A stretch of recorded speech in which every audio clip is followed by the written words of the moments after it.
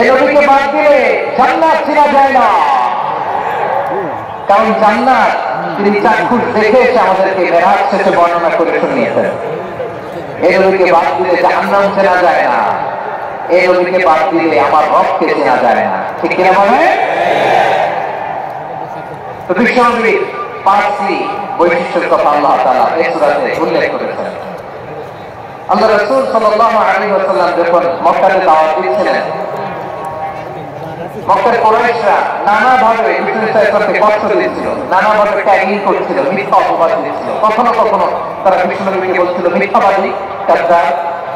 কখনো বলছিল যে তুমি হচ্ছে জাদুকর, সাহেব।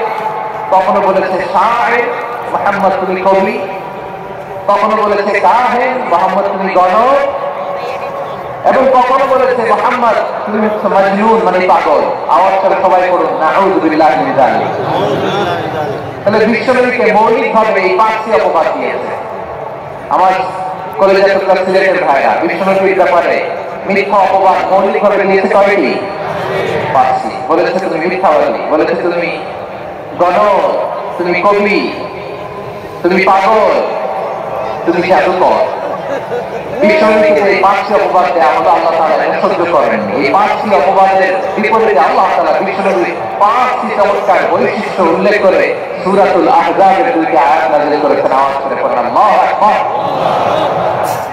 পাঁচটি চমৎকার বৈশিষ্ট্য সূরাতুল আহজাবের ভেতরে রব্বুল আলামিন উল্লেখ করে আমাদেরকে জানিয়ে দিচ্ছেন, ইয়া আইয়ুহান নাবিয়্যু ইন্না আরসালনাকা শাহিদান ওয়া মুবাশশিরান ওয়া নাযীরা ওয়া দা'iয়ান ইলাল্লাহি বিইذনিহি ওয়া সিরাজাম মুনীরা।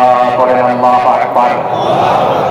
রব্বুল আলামিন ডেকে বলেন, ও নবী, নিশ্চয় আমি আপনাকে সাক্ষ্যদাতার রূপে প্রেরণ করেছি, সুসংবাদদাতার রূপে প্রেরণ করেছি, সতর্ককারী রূপে প্রেরণ করেছি, আল্লাহর দিকে আহ্বানকারী রূপে প্রেরণ করেছি, আর আলো দানকারী চেরাগ রূপে, প্রদীপ রূপে প্রেরণ করেছি। পড়েন সুবহানাল্লাহ।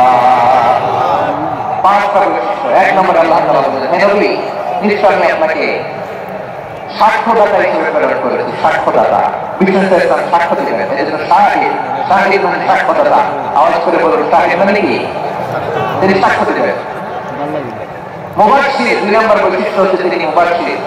মুবাশশিরুন বিরাহমাতিল্লাহি ওয়া বিল জান্নাহ।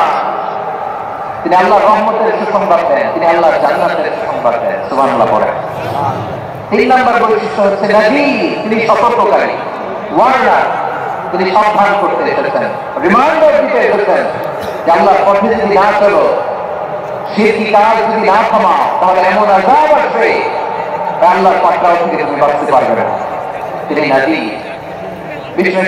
চার নম্বর বৈশিষ্ট্য হচ্ছে দাঈয়ান ইলাল্লাহ, তিনি আল্লাহর দিকে আহ্বানকারী। এই যে আমরা আমাদেরকে পরিচয় দিই যে আমরা দাঈ, বলি না? বলি যে উনি হচ্ছেন একজন দাঈ ইলাল্লাহ। বহু বছর আমরা বলি দুআ ইলাল্লাহ, এটা কোরআনের এই আয়াত থেকে এসেছে। সুবহানাল্লাহ পড়েন। ওয়া দাঈয়ান ইলাল্লাহি বিইذনিহি, আল্লাহর আদেশে বিশ্বনবী ইসলাম আল্লাহর দিকে মানুষকে ডাকে। এবং বিশ্বনবী ইসলামের ৫ নম্বর বৈশিষ্ট্য হচ্ছে সিরাজাল মুনীরা, আলোদানকারী প্রদীপ, আলোকদীপ্ত প্রদীপ, যে আলো দিয়ে তিনি গোটা বিশ্বকে আলোকিত করেছেন। আওয়াজ করে পড়েন আল্লাহু আকবার। তাহলে মোট ৫টি বৈশিষ্ট্য নিয়ে আমরা কথা বলবো বিশ্বনবী। আওয়াজ করে বলুন কয়টি? এক নম্বরে হচ্ছে শাহিদ, বিশ্বনবী সাক্ষী দিবেন। কি দিবেন?